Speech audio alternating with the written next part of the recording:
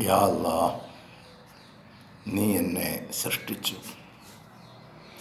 ഈ താൽക്കാലിക ശരീരത്തിൽ എന്നെ നീ ഇരുത്തി.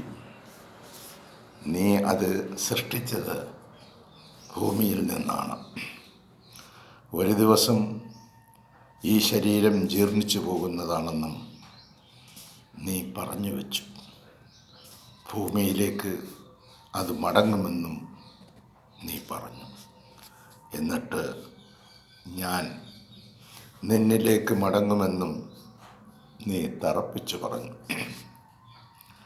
ആയതിനാൽ എൻ്റെ രക്ഷിതാവേ, എൻ്റെ സൃഷ്ടാവേ, ആരുടെ കൈകളിലാണോ എൻ്റെ വിധിയുള്ളത്, എന്നെപ്പറ്റി എല്ലാം അറിയുന്നവനെ, നീ എനിക്കായി തിരഞ്ഞെടുത്തിട്ടുള്ള എല്ലാ നന്മകളും എനിക്കായി അനുവദിച്ചു നൽകിയാലും നീ തീർച്ചയായും സസൂക്ഷ്മം എനിക്കായി തിരഞ്ഞെടുത്തിട്ടുള്ളതാണ്. അതെനിക്ക് ഏറ്റവും ഉത്തമമായതുമാകുന്നു. അതിന് ദോഷകരമായിട്ടുള്ളതെല്ലാം നീ നീക്കം ചെയ്തിട്ടുള്ളതാകുന്നു.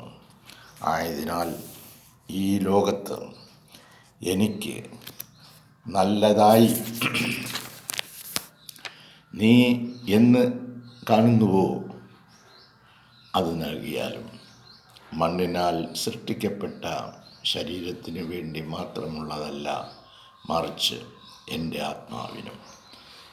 ആത്മാവിനും എൻ്റെ ഭൗതിക ശരീരത്തിനും രണ്ടിനും പ്രയോജനകരമായത് സ്വീകരിക്കുവാനുള്ള അനുവാദം എനിക്ക് നൽകിയാലും എന്നെ നീ മറപ്പിക്കരുതേ.